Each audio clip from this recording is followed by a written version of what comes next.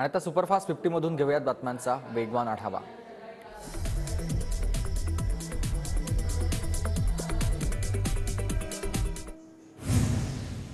सामाजिक न्याय परीक्षेला मुहूर्त कधी? 10 महिन्यांचा कालावधी उलटूनही तारीख जाहीर न झाल्यानं विद्यार्थी आणि पालक वर्ग चिंतेत।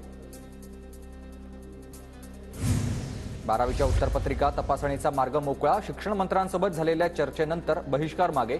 जुन्या पेन्शन योजनेसाठी राज्य शासन शासकीय कर्मचाऱ्यांना जे आदेश लागू करेल तेच कनिष्ठ महाविद्यालयीन शिक्षकांना लागू करण्याचे मान्य करण्यात आले आहे। राज्यातील प्रत्येक जिल्ह्यात फिरता दवाखाना सुरू करण्याचा आरोग्य विभागाचा निर्णय।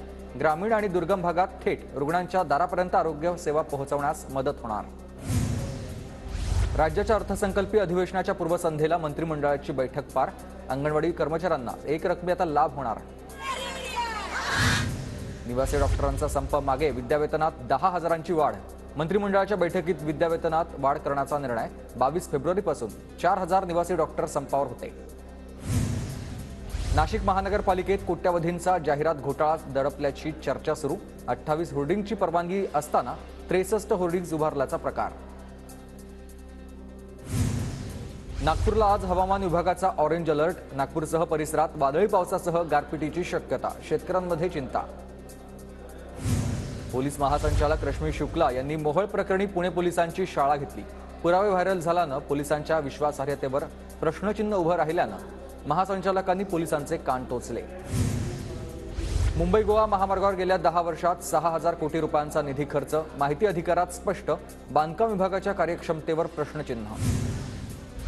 कोकण रेल्वे मार्गावर उद्या 2.5 तासांचा मेगा ब्लॉक। करंजाडी चिपळूण दरम्यान देखभाल दुरुस्तीच्या कामासाठी 2 गाड्यांच्या वेळेत बदल।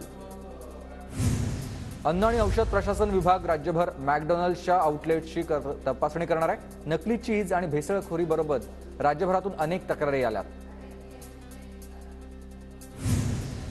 पुण्यात अनधिकृत होर्डिंगला आळा बसवण्यासाठी लष्कर भागात पुन्हा होर्डिंग सुरू करण्याचा निर्णय।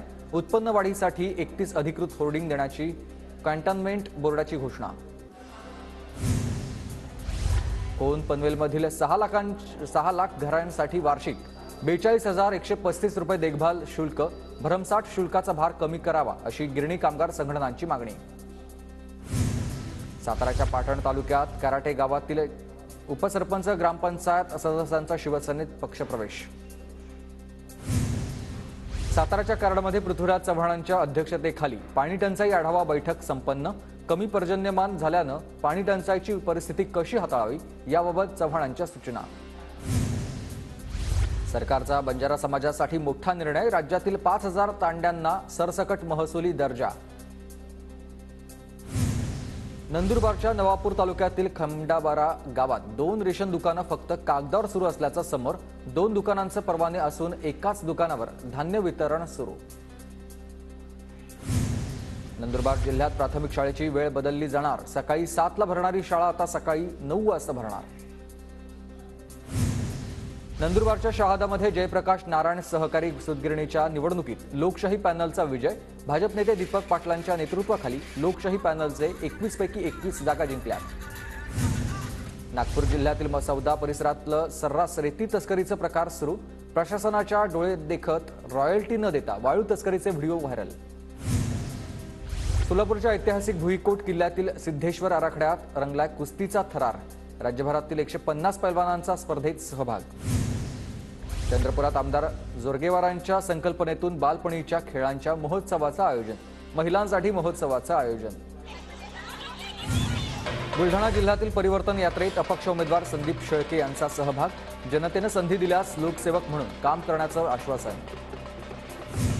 चंद्रपुरातील 2 विकास कामांचं पंतप्रधान नरेंद्र मोदींच्या हस्ते दूरदृश्य प्रणालीद्वारे उद्घाटन। आरोग्य विभागातील सोयीसुविधांचा दर्जा सुधारण्यास मदत होणार। आगामी निवडणुकांच्या पार्श्वभूमीवर जळगावच्या चोपड्यात अजित पवार गटाकडून संपर्क अभियान सुरू। मंत्री अनिल पाटलांच्या उपस्थितीत संपर्क अभियानाला सुरुवात। वाशिमच्या एकबुर्जी गावाला पाणीपुरवठा करणाऱ्या विहिरीत विषारी औषध टाकल्याची घटना। पोलिसांनी पंचनामा करून अज्ञाताविरोधात गुन्हा दाखल करण्याची प्रक्रिया सुरू केली। चंद्रपुरात संवाद प्रतिष्ठानच्या वतीनं स्त्री शक्ती सन्मान पुरस्कार सोहळ्याचं आयोजन। विविध क्षेत्रात उत्तम कामगिरी करणाऱ्या 5 महिलांचा सन्मान। नागपुरात कारच्या धडकेत 2 तरुणांचा मृत्यू। राम झुल्यावरून जात असताना भरधाव कारची दुचाकीला धडक।